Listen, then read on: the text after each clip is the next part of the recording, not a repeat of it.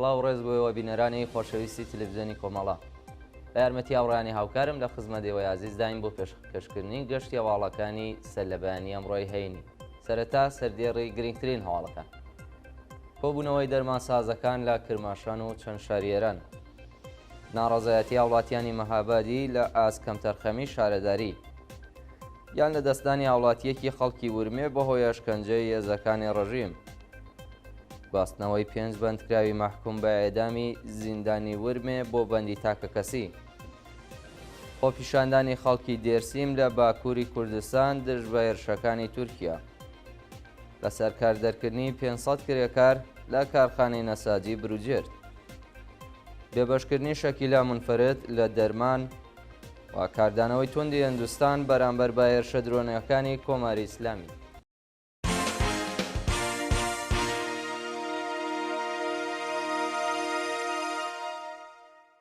درێژێ هەواڵەکان. کۆبوونەوەی دەرمانسازەکان لە کرماشان و چەند شاری ئێران. ڕۆژی پێنجشەممە 7 بەفرانباری 1402 هەتاوی دەرمانسازەکانی کرماشان و چەند شاری دیکەی ئێران دەست بە دۆخی خراپی پیشەیی لە بەردەم ناوەندە دەوڵەتیەکانی ڕژیم کۆبوونەوە. بە پێڕاپۆرسەکان دەرمانسازیەکانی شارەکانی کرماشان، ئەهواز، شیراز، دێسفول، یەزد و مەشهەد دژ بە بڕیاری دەوڵەت بۆ فرۆشتنی دەرمان لە ڕێگەی تاکسی سنەپوو بە شێوەی ئینتەرنێتی ناڕزایەتیان دەربڕیوە. دەرمانسازەکان ڕایانگەیان مافیاکانی جەرمان لەگەڵ دەوڵەت هاوبەشن و بە ئەنقەز بەشێکی زۆر لە جەرمانەکان لە بازاردان نایابووە و سانیا لە بازاری ڕەشدا دەسەکەوێت. هەروەها گواستنەوەی جەرمان لە ڕێگەی ئینتەرنێتیەوە تەندروستی نەخۆشەکان و ئەمنیەتی جەرمانەکە دەخاتە مەترسیەوە. ناڕەزایەتی هاوڵاتیانی مەهابادی لە ئاست کەمتەرخەمی شارەداری. ڕۆژی پێنجشەممە 7 بەفرانبار دانیشتوانی شاری مەهاباد لە ئاست کەمتەرخەمی شارەداری و کەڵەکە بوونی زبڵ و خاشاک لەو شارە و دەوروبەری ناڕەزایەتیان دەربڕی. بەوتەی هاوڵاتیان شارەداری هیچ بایەخێک بە تەندروستی خەڵک و ژینگە نادات. زەبڵێکی زۆری لە نزیک گۆڕستانی گۆکتەپە کۆ کردوێتەوە بەبێ ئەوەی کە ڕێگە چارەیەکی بۆ بدۆزێتەوە یان لە شوێنێکی دیکە چاڵی بکات. کەڵەکە بوونی زبڵ و شارە تەندروستی خەڵکی خستۆتە مەترسیەوە و گلەی و گازندەی خەڵک لە شارەوانی تا بە ئەمڕۆ هیچ جاکامێکی نەبوو. یان لە دەستانی هاوڵاتیەکی خەڵکی ورمێ بەهۆی ئەشکەنجەی هێزەکانی ڕەژیم.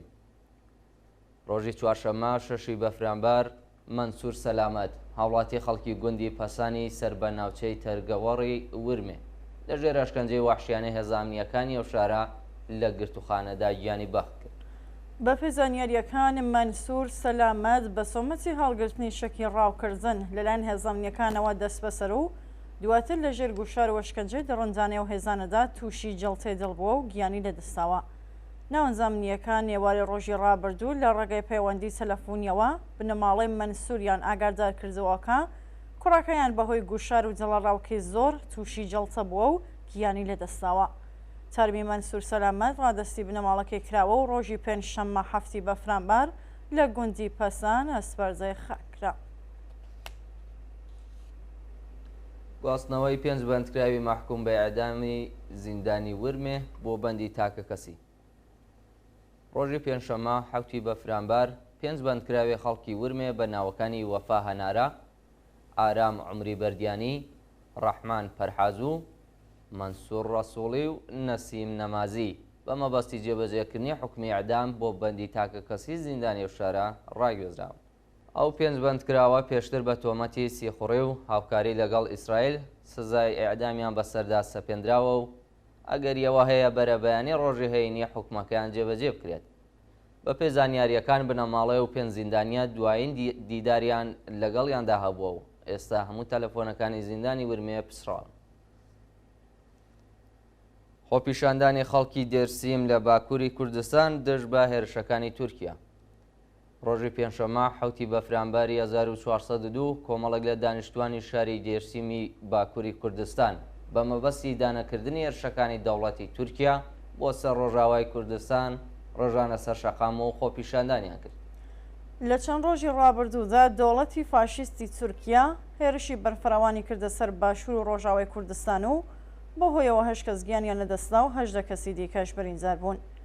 پاشەو هێرشە کوردزانی دانیشتووی ئەوروپا دژی دەوڵەتی سورکیا خۆپیشاندانیان کردو و ڕۆژی پێنجشەممەش کۆمەڵێک لە دانیشتوانی شاری دەرسیمی باکووری کوردستان ڕژانە سەر شەقام، بەڵام هێزەکانی پۆلیس هێرشیان کردە سەریان، چێکەڵچوون ڕوویدا و چەند کەس دەست بەسەر کران. کۆبوونەوەی بەردەوامی کرێکارانی کارخانەی فولادی ئاهواز ڕۆژی پێنجشەممە حوتی بەفرامبار کرێکارانی گروپی میلی فولادی ئاهواز بۆ شەشەمین ڕۆژی بەردەوام دژ بە جێبەجێنەکردنی داخوازیەکانیان دەستیان لە کار کێشایەوە و لە ناوەندی شیرکەت کۆبوونەوە. کرێکارانی گروپی میلی فولادی ئاهواز خوازیاری گەڕانەوەی 38 کرێکاری لە سەرکار جەرکرا و بۆ سەرکارەکانیان بوون و ڕایانگەیاند تا هاوکارەکانیان نەگەڕێنەوە سەرکار و جاخوازیەکانیان جێبەجێ نەکرێت کۆتایی بە مانگرتن ناهێنن.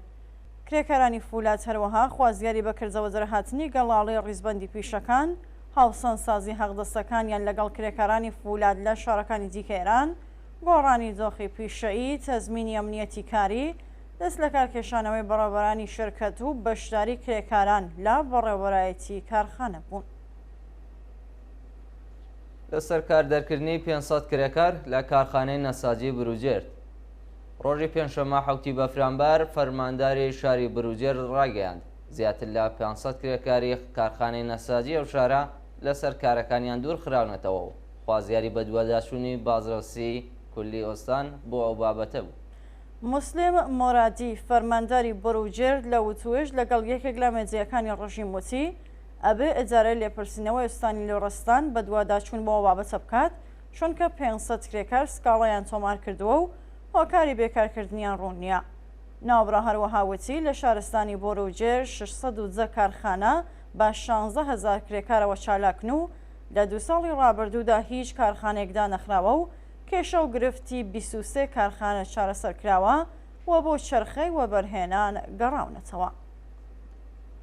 لە سێدارەدانی سێ بەندکراو لە زیندانی بیرجەند سەر لە بەیانی چوارشەمە شەشی بەفرامبار سزای سێدارەی ئیسماعیل قادر مەقام تەمەن 32 ساڵ و خەڵکی زاهدان، ئەحمەد گورگیز تەمەن 30 ساڵە و خەڵکی زابۆل و محەممەد حەساری تەمەن 50 ساڵ و خەڵکی کەنگاوەر لە زیندانی ناوەندی بیرجەند جێبەجێ کراوە.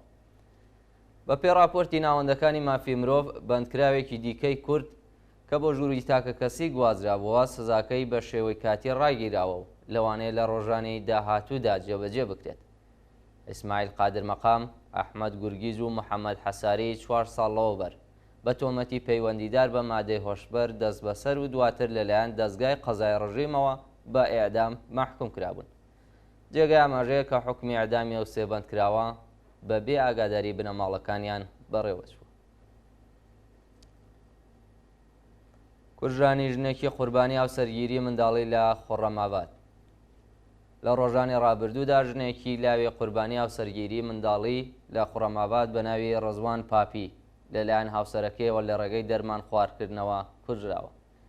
بە پێی زانیاریەکان ڕزوان پاپی لە تەمەن 16 ساڵیدا بە زۆر ناچار بە هاوسەرگیری کراوە و پێشگیان لە دەستدانی دەرمان خواردکردنی لەلایەن هاوسەرەکەی و ژاراوی بوونی بە ئاگاداری پۆلیس و هێزەکانی فریاکەوتنی خێرا گەیاندەبوو. ڕۆزان لە تەمەنی 27 ساڵ و بە بیانۆی پاراستنی شەرەف لەلایەن هاوسەرەکەیەوە کوژراوە و بکوژەکە پاش 6 ڕۆژ دەست بەسەر کراوە، بەڵام باوکی کچەکە ڕزایەتی داوە و ئازاد کراوە.